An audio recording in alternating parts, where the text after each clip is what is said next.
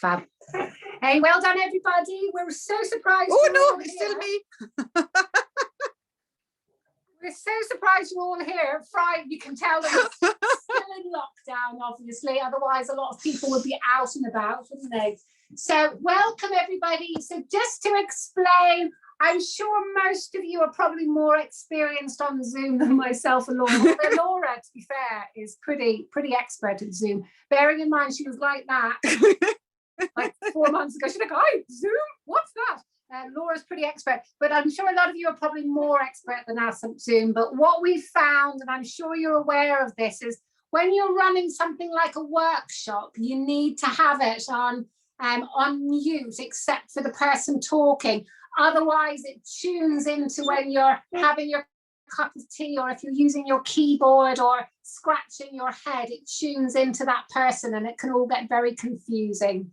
So sorry we can't have you all chatting to us. It just doesn't work. It doesn't work very well like that. But what we will do is have a few minutes at the end. So if you've got any questions, save them till the end, unless it's really pressing. If I'm doing something and you don't understand, unmute yourself and ask a question, and then I can answer you, and then you can mute yourself again. But other than that, just, you know, hold your questions until the end, and if I know it, I'll happily give you the answer. And make sure it's about gardening questions. So I know what some of you lot are like out there. Okay, so today's work, what's today's workshop, Laura? It's windowsill growing. It's I can't remember what I call the workshops. Like, I sit there and think, what should I call this? So it's windowsill growing. Now, the reason that we're doing this is because we ran a series of tomato growing workshops, growing tomatoes on your windowsill, and they were really popular.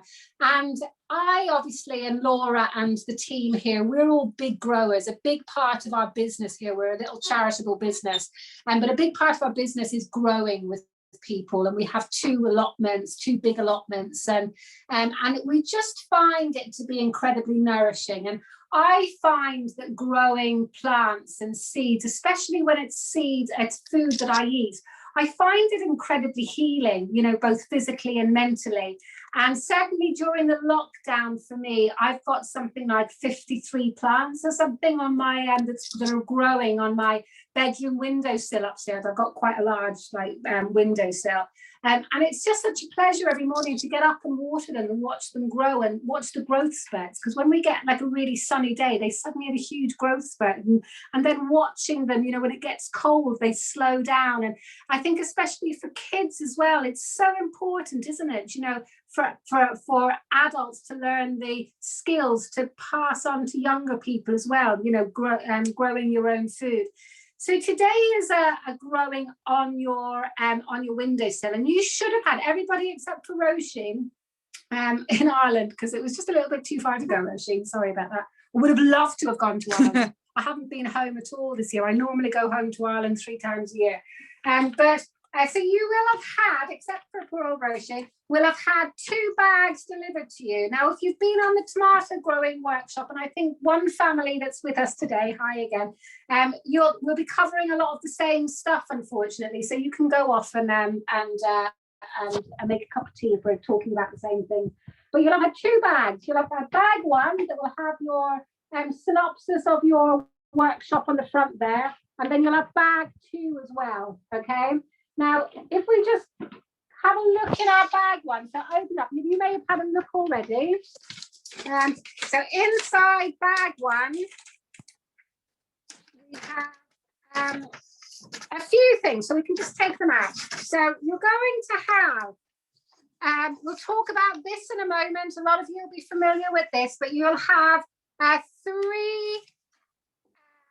little pots, like so. You will have 3 packets of seeds. So you're going to have basil, peas, and coriander. And you will have 3 little lollipop sticks or markers. So the first thing we're going to talk about is this here. So if you don't fill this out, you will have the wrath of Laura. Yes. So in order for us to do these workshops, so these workshops have been funded by Comic Relief. So a big thank you to Comic Relief. So we're actually recording this today. You will get a copy of the recording. Laura will send it out to you.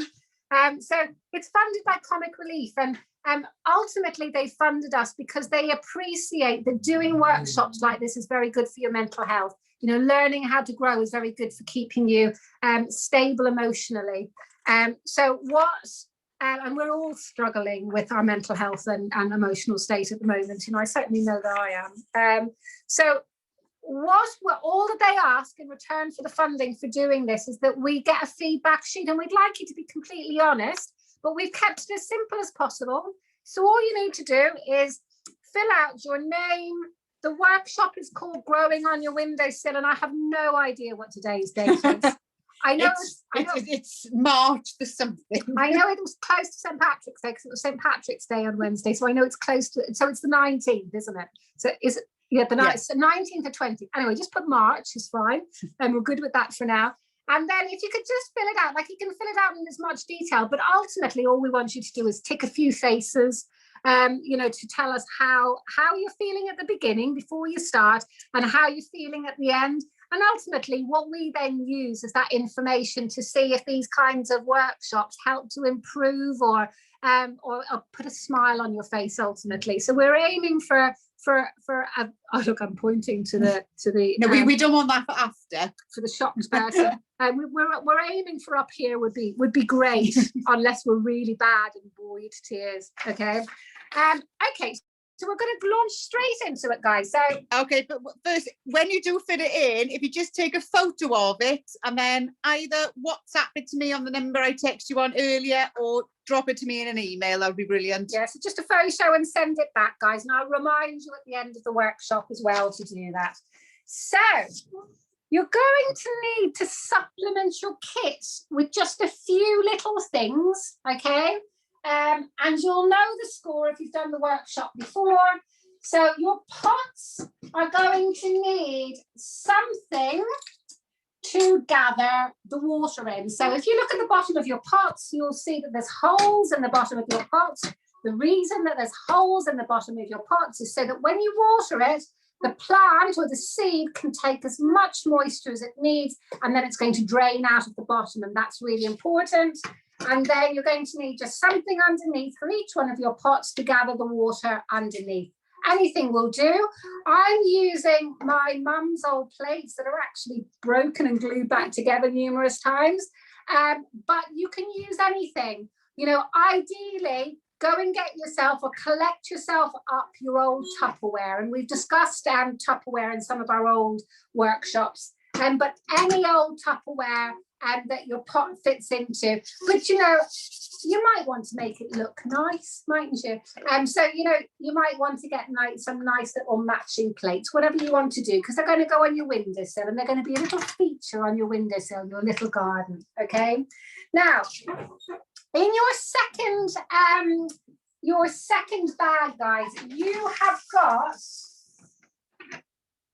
plenty of compost. Now, we have given you enough compost to get your seeds going today, but we've also given you enough compost so that you can have a go again. Because the idea of this workshop is that you're going to have a little garden going on your windowsill that you can take from, put it on your meals, and it'll begin to grow back, but you'll be able to, when it finishes producing, when it stops growing leaves, you'll be able to tip away the compost, and we've given you enough compost and enough seeds to have another go as well, okay? So in this bag, and I'm going to get it out, you have got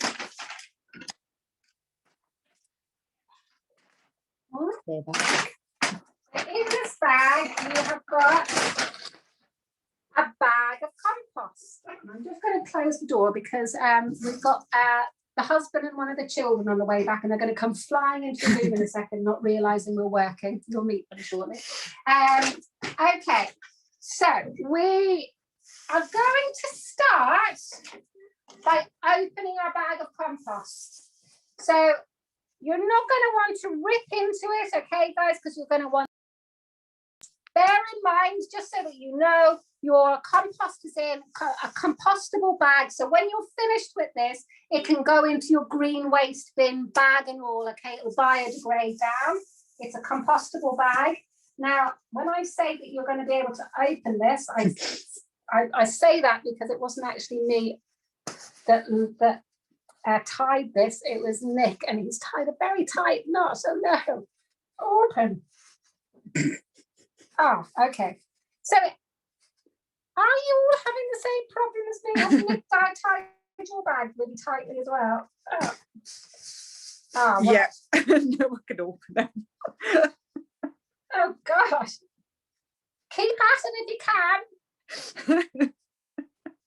Sorry, I don't mean to laugh. Oh, I do actually, it's quite funny. Everyone's face is a concentration. Go ahead, I can't open it. Keep at it. Let's see who can do it first. Yay! Who's got the first one? Karen's family, I can see the little one's opened it. Yay! Woohoo! I'll send you a virtual hug as you know, as your prize. Oh, I don't know if I'm going to be able to open that. I think you might just have to rip it. Oh, hold on, it's coming. Yay! Oh my goodness me. Well, that was quite the knot. Okay, so if you can open it, that's great. If you can't open it, guys, I'm going to show you what to do just in case you can't open that, because you don't want to end up with compost all over your room. So if you can't open it, so I'm just going to move the tortoise out of the way and the dog. Whoops. Yeah, they all come. Tie the bag so tight. Okay, so Just a moment. if you can't, hello. So if you can't open your bag, this is what you do, okay? Get your compostable bag. Get a plastic bag, just any old plastic bag from your house, guys. Put it inside the plastic bag like that, and then rip it open so that you're not waiting there for ages. And then you'll have your compost in a bag that can be stored back in the brown paper bag. Okay. So we hopefully, would you just have a check through there to see if people are managing to get into the compost? That's normally the hang on, yeah. Steve's putting his in a bag. Oh, well done, guys. So like I say, I think we're okay. Nadia's opened it. Woohoo!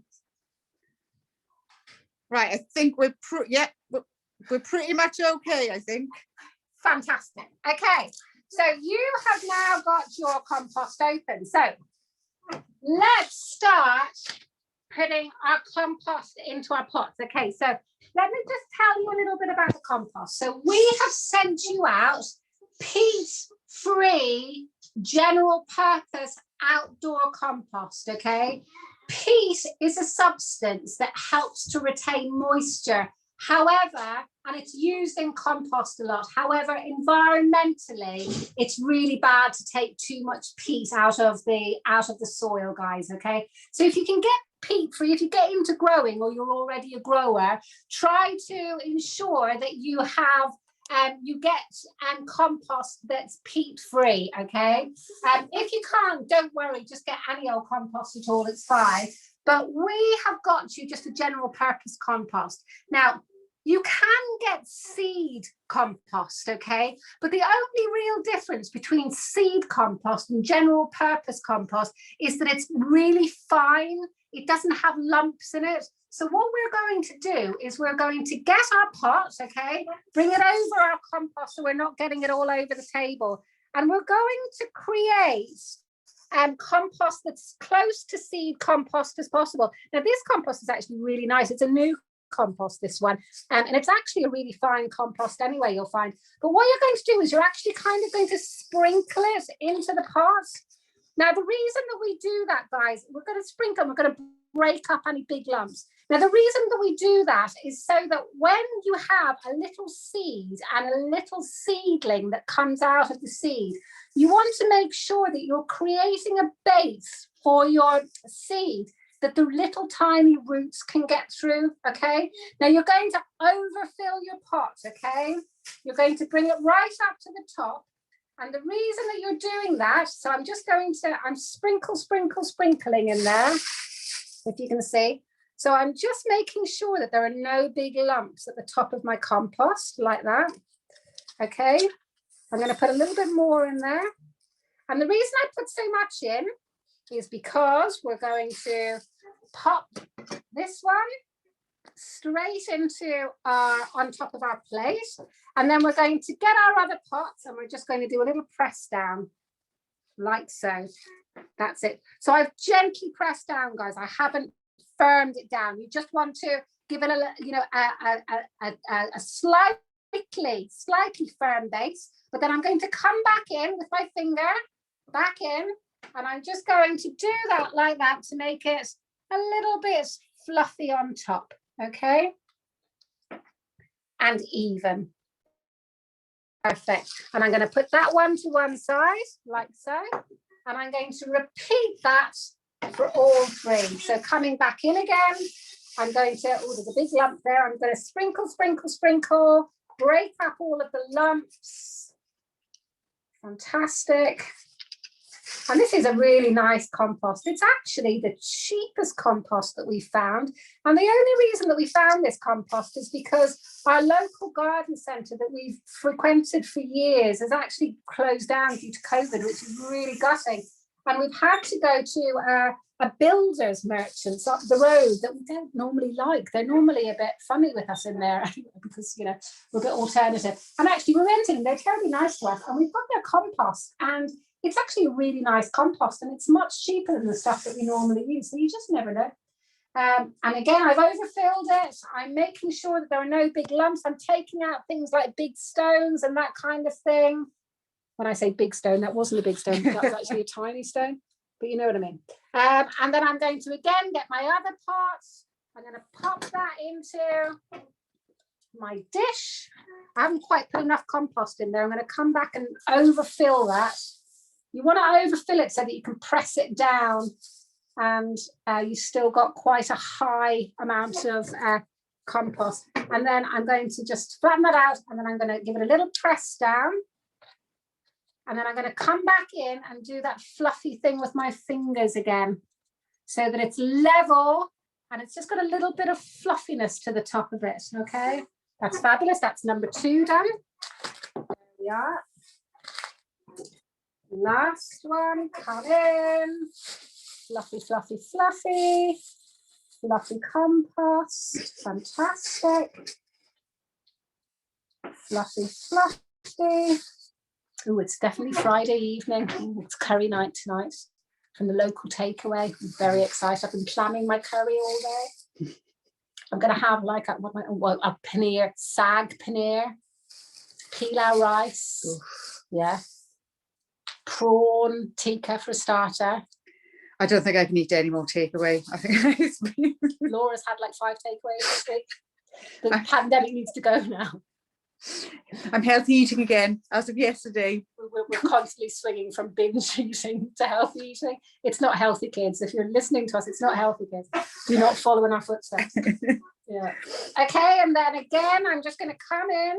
I'm going to gently pat down, but then come back in and fluff up the top with my finger just slightly, making sure that it's level but fluffy. All right. Now, I normally do quite an out there alternative thing with seeds, okay, where I encourage you guys to put a little bit of your moisture, your body moisture, into the seeds. By way of licking your fingers and picking up the seeds and encouraging the seeds to wake up with a little bit of your moisture.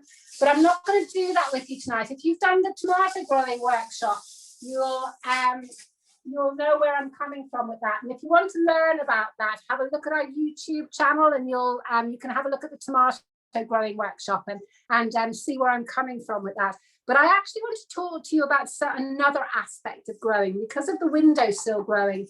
Now, when you go to a garden centre, or when you go to the local Wilco's, or wherever you might see seeds for sale, they can be very expensive. You know, we've paid up to like £3 for a little packet of seeds.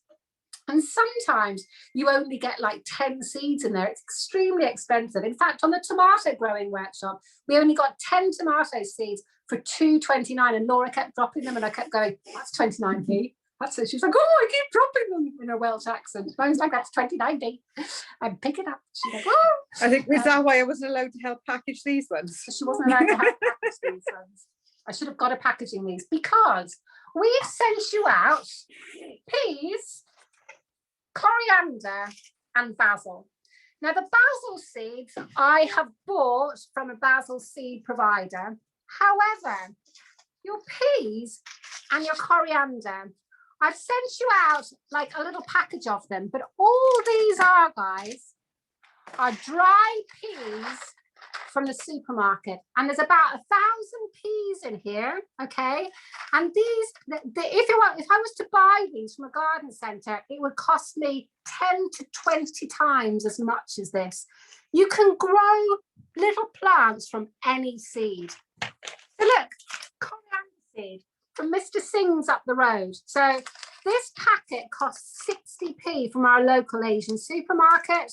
And this is a seed. It's the same as the coriander seed that you would buy in a garden centre. I've brought you out my cumin seed. Okay, so that comes from, I don't know, the Aldi up the road or something. I broke the other pot, so I had to put it into my own pot. This is just cumin seed that I've bought from the Aldi up the road, okay? Anything that is a seed will grow. So if you've got broad beans in your freezer, you can have a go at growing anything. You can take your broad bean out of the freezer, let it defrost, let it dry on the windowsill, stick it in some soil and see if it will grow, okay?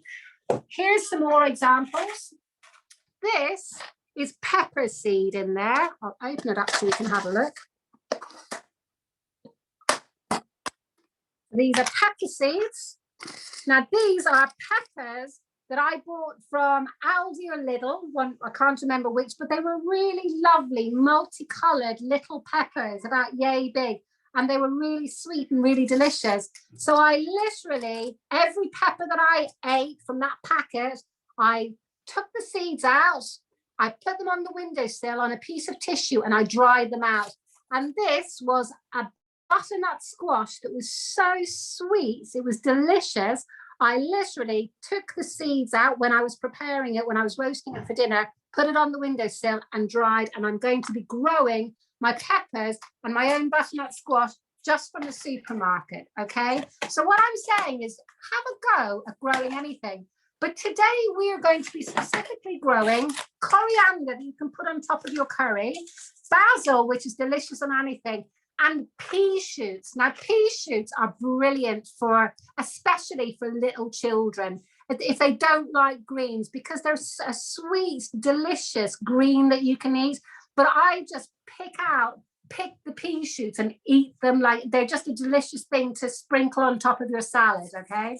So all we're going to do, guys, is we're going to start off by dampening our compost, okay? Now it's really good medium if you're planting seeds. Now we try to send you out slightly dampened compost anyway, but this is a little bit drier than I'd like. So it's always really good practice when you're sowing to wet your compost before you start, because seeds need 3 things to grow.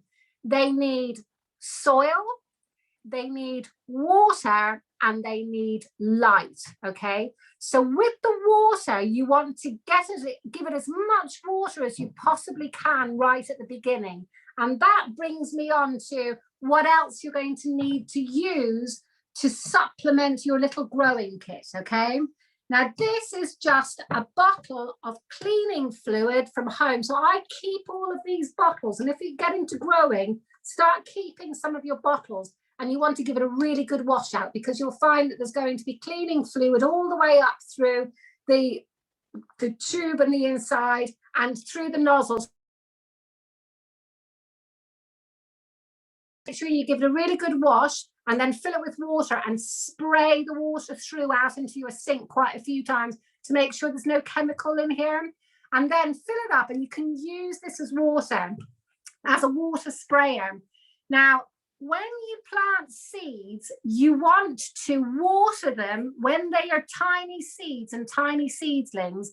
You want to water them copying rain. So if you imagine a seed is outside, which is its normal habitat for growing, the way that it grows is it rains from the sky, and that's how the seed gets watered. So you want to copy that motion, because if you can imagine your seed is going to be in your compost, so your seed is going to be in your compost, and a little root is going to come out of the bottom of the seed, and a little shoot is going to come out of the top. And if you're pouring a stream of water from your kettle, I see people doing it onto seed, it's going to move the soil around, okay? And it's going to stop that little seed taking root. So if you don't have one of these, because we didn't warn you about this, all you'll need to do is go and get yourself a glass of water. So I'll go and get myself a glass of water, and if you go out to your kitchen and get yourself just a glass of water.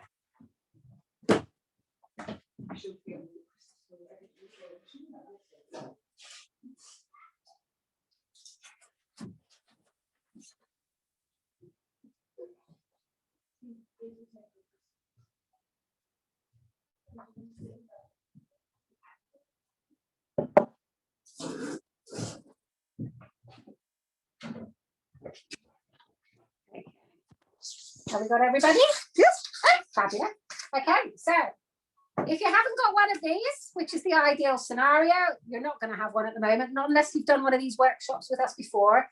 Get yourself your glass of water or your cup of water, and what you're going to do is start off by wetting it, but use a rain motion, I call it, okay? So you're going to be sprinkling water, and this is how you're going to water your seeds until they're at least an inch or two high, okay? Once as your plants, when you've got quite strong seedlings, you'll be able to do this. Now, the reason I'm not pouring it on top is because it's going to make a well.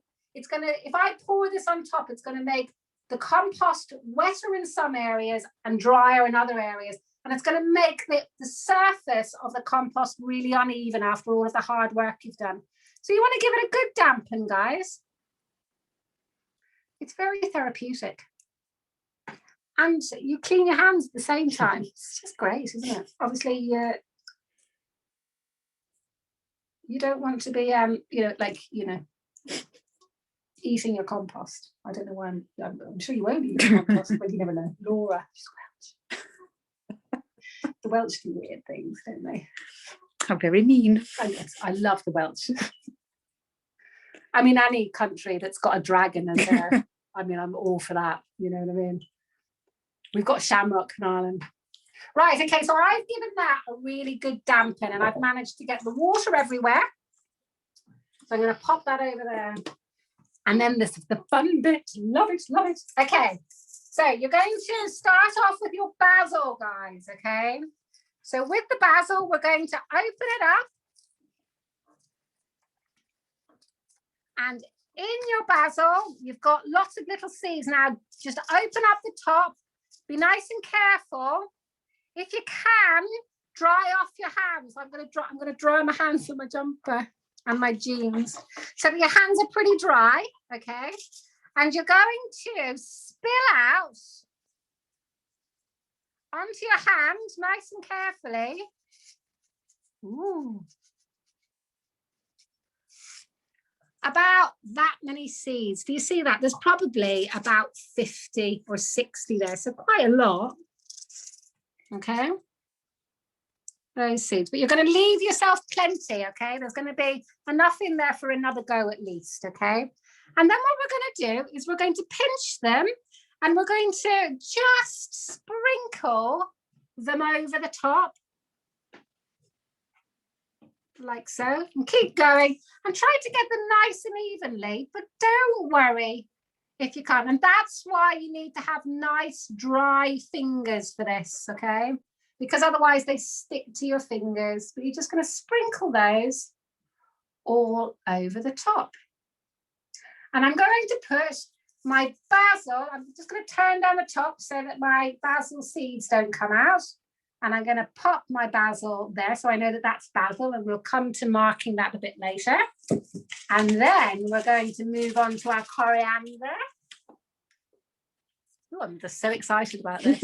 I mean, I really need to get out more. I am actually excited about having my own fresh herbs on my windowsill. And then again, now these are different seeds. They're a little bit bigger. They're more robust. We're going to go from the smallest to the biggest. And again, we're going to pour out. We want to pour out about 10 or 15, okay? So there we go. There's probably about 10 or 15 there. Don't count them out. Just be approximate, okay? And then I'm going to just pop that coriander in front so I know what it is. And I'm going to kind of evenly space them, guys, okay? So I'm going to evenly space them around like that.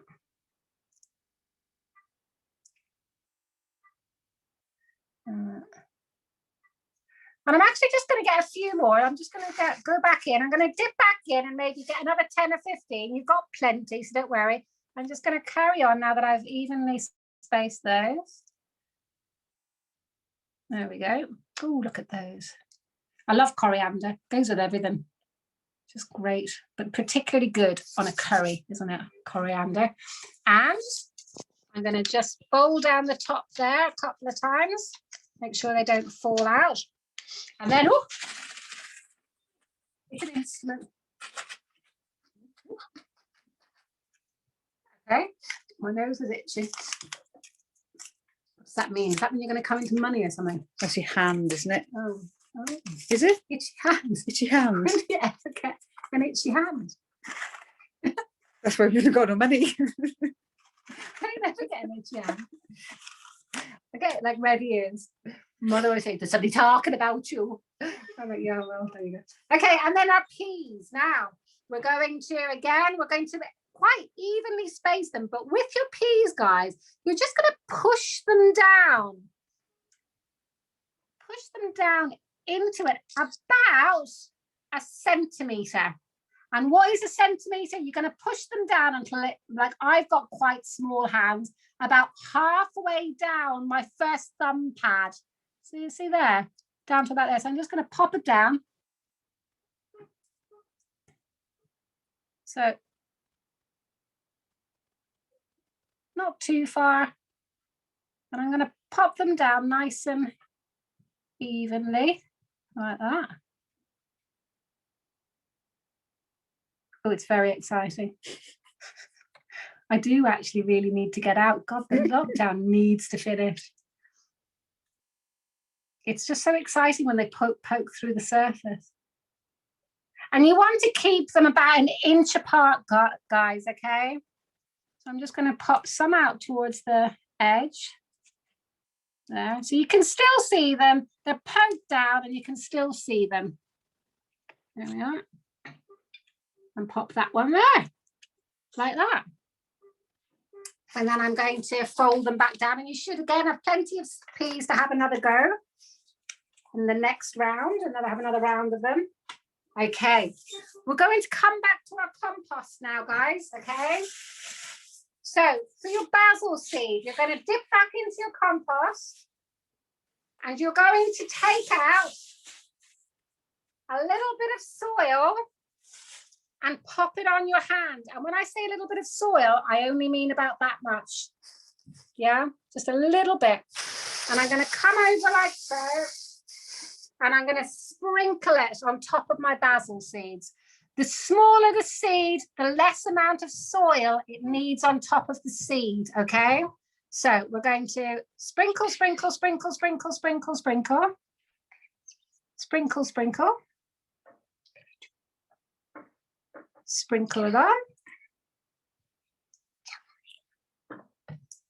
We've got a mini one that wants to come and do the fun part of sprinkling the soil. You want to do the sprinkling then? Yes, please. Right, so we'll just finish off this one first, please, darling. So we're just going to sprinkle, sprinkle, sprinkle on top of our basil, okay? And then once we've sprinkled on top of our basil, okay, with very gentle fingertips, guys, very gentle, you're just going to gently hardly touching at all the top of your basil seeds, okay? Very gently. Now the coriander seeds, yeah, are bigger seeds. You couldn't even see the basil ones, could you? So those are much bigger seeds. So what you're going to do is you're going to take out some soil and pop it in your hand, same as I did. So put that hand over the soil so it doesn't go all over the table. That's it. And then you're going to sprinkle soil. So with one hand there, so get your hand and take it, keep it over that, and then sprinkle, pick it up like that and sprinkle it. That's it. That's it. So you're going to sprinkle enough soil so that you can't see your coriander seeds anymore. And we've got a little hands here with Fee. So I'm going to give Fee a hand so that we can both do it together. So we're going to put enough so that you don't see your coriander seeds anymore. Sprinkle and make sure that there are no lumps or no big lumps and no big stones and stuff going on there. And then that's absolutely perfect. Well done, Theon. There's more on the table than in the pot, I think. And then what we're going to do again is with a very gentle touch, guys, with the pads of our fingers, we're going to, well done, Fee, really gently, Fee, too hard, Gentle. No, that's too hard, darling, really gentle. That's it, that's perfect. And then that's that done, that's your coriander. And now we've got our peas. Now peas are more forgiving. So they're much bigger seeds. So you can afford to put more soil on top. They're more robust. Okay, so Fee, look, you can copy me. If you go in, you take out about that much and then sprinkle them on top of your peas like that. Yep. Sprinkle it all on top. So you don't need to worry so much about the lumps or the stones with peas because they're a much more robust seed. So the bigger the seed, the easier they'll find to germinate because they'll just have a bigger root and a bigger seedling. So when the little leaves pop out at the top of your seed, it's called a seedling, okay? And then again, we're going to come back to our pea pots and we're going to gently firm that down just to make sure that that soil has actually gone into the little holes that we made. Fantastic. Sophie, we're just going to put our compost. We're going to tie up. If you manage to open your extremely tight compostable bag, just put a gentle knot in it because you'll want to get back into it. If you've got a normal plastic bag, tie up your normal plastic bag.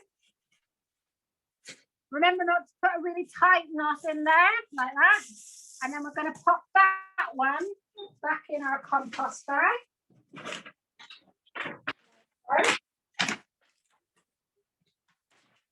Right, let's talk about how much we water. Where did we put our little peas? So we've got our peas, we've got our coriander, we've got our basil. That can go back into our bag for when you want to have another go, or you can pop it wherever.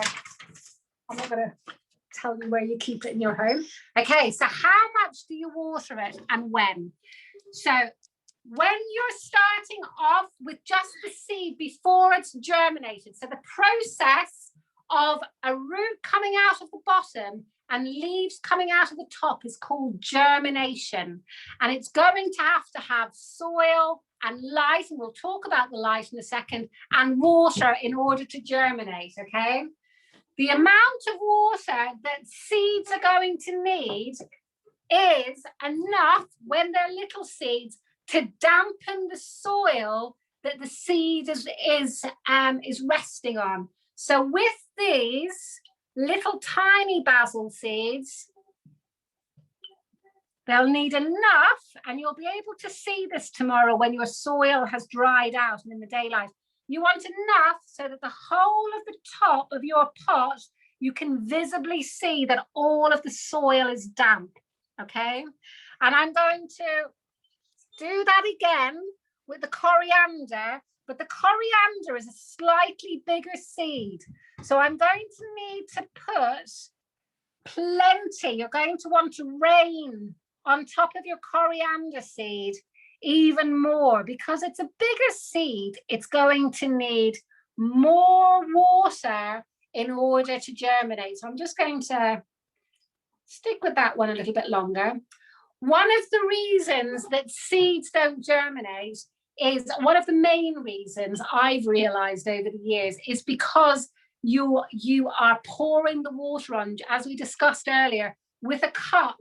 And what you're doing is, just as your seed is sending out little roots into the soil, you're pouring with a cup of water on top of it, and the root is coming out, and when you pour, it moves the seed and it's disrupting it, it's stopping it from taking root. So this action of using it, of behaving like rainwater, you'll be really surprised at how most of your seeds, if not all of your seeds, will germinate. And now the peas are a much bigger seed again, so you can be much more forgiving. So you don't need to worry about the sprinkling action so much with the peas, because they're a much denser, they're a heavier seed, aren't they? So because they're a much heavier seed, they're not going to move in the soil as easily. So if you focus on that down there, Laura. So look, I'm not pouring it directly on, but I'm making sure it's nice and damp. Now you're going to do this every day, guys. As soon as you see that soil is dry, that it's lost moisture, you're going to be doing that again. Now, I only water either first thing in the morning or last thing at night. And the reason that you do that is, if it's sunny or when it's sunny, you can actually burn your little plants. And I know that sounds ridiculous, but if you can imagine that the sun is coming through your window, the sun actually gets magnified through the glass. So if you put water on top of your tiny little seedling in the middle of the day, it can actually kind of burn. It leaves an imprint of the water in the plant, and that can damage the tiny little plant. Now you're going to water more and more as the plant gets bigger, okay? So the bigger the seedling is, as it turns into a plant, the more water it's going to need, okay? Right, light conditions, guys. So the ideal windowsill to be growing your plant on is a south-facing window. The reason that a south-facing window is ideal for your plant, and it's the ideal garden to grow in as well, is because the sun rises in the east, which is over here in my house, yeah? And then the sun rises in the east and it arcs across the sky in the northern hemisphere. So our country is in the northern hemisphere. So it arcs around the southern sky like that. And then it goes down in the west, which is over there. So we're really lucky. Look at the size of our plants. You see those? That's because that plant there is on a south-facing windowsill. So it gets light all day, every day. So it's a really healthy plant. The ideal place, if you're growing plants inside your house from seed, is on a south-facing windowsill. However, I'm just going to pop these on my kitchen windowsill.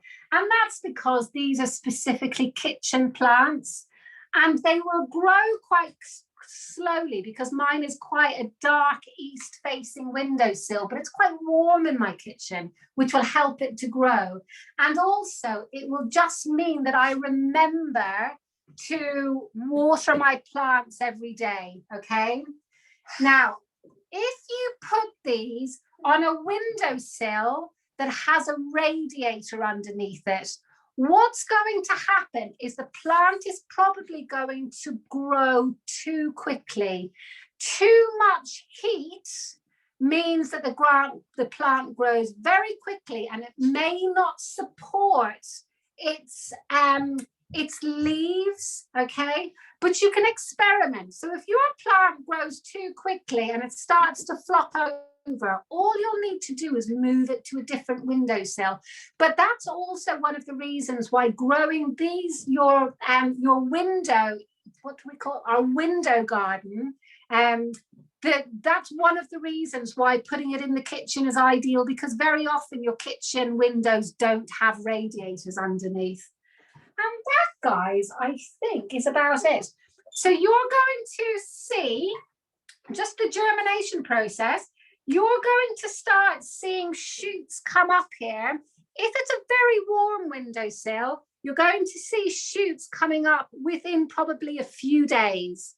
If it's a cooler windowsill, it'll be anywhere between 3 or 4 days to 5 weeks, okay? Which I know sounds like a huge difference in time, but seeds grow at different paces, just like humans. They're exactly like us in that some of them grow really quickly, some of them grow really slowly, some of them are bigger than others naturally, and it is going to depend on the light conditions in your house.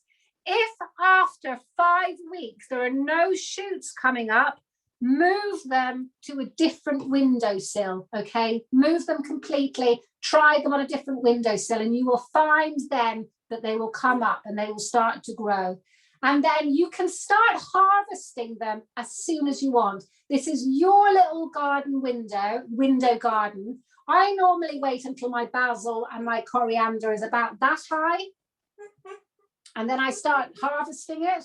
And then with my pea shoots, I normally wait until they're about yay high. But it doesn't matter. It's up to you. And if you've got a family, up to you and your family. You can just start harvesting them and putting them on your food as soon as you want to. And I think that's about it. So, question. Yeah, so let's take everybody off of mute and see what questions you guys have. One thing I was going to ask, I know people would want to know with these, is do they replenish themselves? So if you cut some of the pea shoots, will they grow back, or do you need to start again? Yes, so with the pea shoots, you will just get a single plant for each one. And when you take out the tops, it'll stop growing from the top, but it'll start growing from the side. But you'll be able to eat the whole of the pea shoot, if you know what I mean. You'll be able to eat the whole of the plant, and you'll be amazed at how good it tastes, okay? So with that, you will probably find that it'll grow and it'll be eaten within the week. However, with your coriander and your basil, what you'll find is that some of the seeds will germinate faster than others, and you're going to pick the ones that you want, and some of the others will carry on growing, if you see what I mean. And especially with the basil seeds, because you've put probably about 50 seeds in there, that will carry on growing at different rates, and you can pick it and let it carry on growing. Now, the only other thing before we invite questions, you need to get your little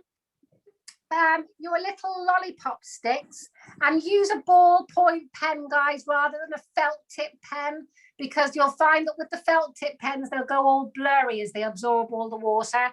So I'm just going to write on here basil, and I'm going to put the date, and I don't know, it's 19th. The 19th of the 3rd, and I'm just going to pop that there. So you can keep an eye on it, because I don't know about you, but like I sometimes I think months have passed. I'm like, it's only been days. It's just such a weird time. So I'm going to put basil, I'm a really bad speller. Don't judge me. Coriander. My son was able to spell better than me when he was 5. And I was a teacher. It's worrying, isn't it? I was a primary school teacher. So the 19th of the 3rd, and I'm just going to pop that in there. And then I'm going to pop pea shoots in here. Okay. Any questions? So take yourselves off of mute if you want to. Don't ask me anything too complicated. Everyone just looks really smiley. Oh, they look smiley. It's either smiley or frightened.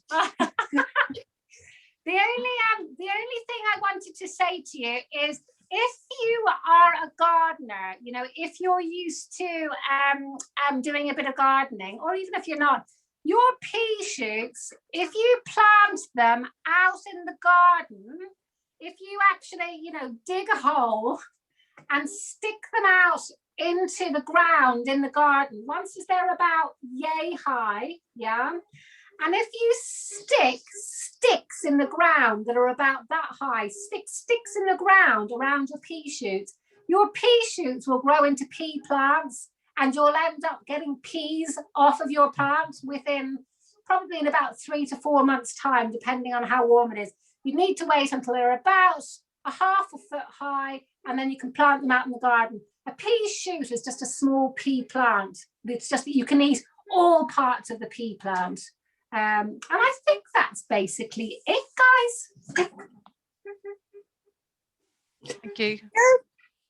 Oh, well, in that case, it's just I'm going to go off and have my curry. Come and say hello. So come and say goodbye, Fee. And Fionn and Law are going to head back to Birmingham. Do you want to take these plants back to yours? Do you want to grow them on your kitchen? Yeah, but Be nice. I've been waiting for to take some paper. You still haven't gave me any paper. So she's been in and out after paper. You go eat. Laura's been like pushing the child out of the way. It's so joyful juggling work and homeschooling and doing workshops and stuff. We love it. We actually do love it. But poor old Fee gets ignored. All right then, guys. Well, a very happy Friday to you. It's so lovely to see you, and it's so lovely to have so many people joining us from as far away as Ireland, which did actually make us laugh, Roisin. And to see so many familiar faces as well. And we have a few more workshops coming up in our online series, so keep an eye on the Facebook pages. There's some really interesting ones coming up.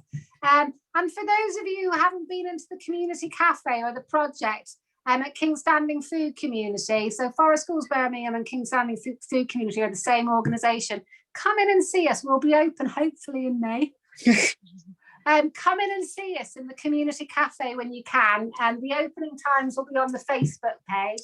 And you can come in and have a coffee. And Steve is actually on this workshop. We'll be making a lot of cake, and you're all more than welcome to come in and have a cup of coffee with us. Yes. Lovely. So have a lovely weekend all. And thank you. Lovely to meet you both. Yeah. You too. And if you want to send us pictures as they progress, and pictures of you eating them, that would be brilliant. And just last thing, because otherwise you'll have the wrath of Laura. And just make sure that you fill out your little feedback form straight away, guys, if you wouldn't mind, because if you're anything like me, it'll go to the bottom of your priority pile at home. If you wouldn't mind filling it out straight away and just taking a picture and sending it back to Laura, we'd be really appreciative, guys. All right. Ah, Brill. Thanks very much, guys. Thank you. Bye. Bye, everybody. Have a Thank great you. weekend. Bye. Bye.